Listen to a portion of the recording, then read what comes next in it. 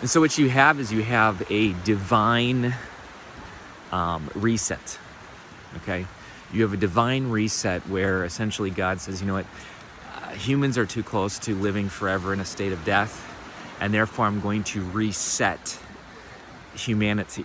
There's another great reset with the flood. And the flood is an example where if you look at Genesis 6, it basically says that, hey, in fact, this is a fantastic topic to research.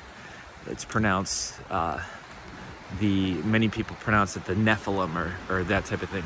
But it's basically where the sons of God essentially cohabit with the daughters of men. And it's this extreme form of evil, and God has to step in and create the flood.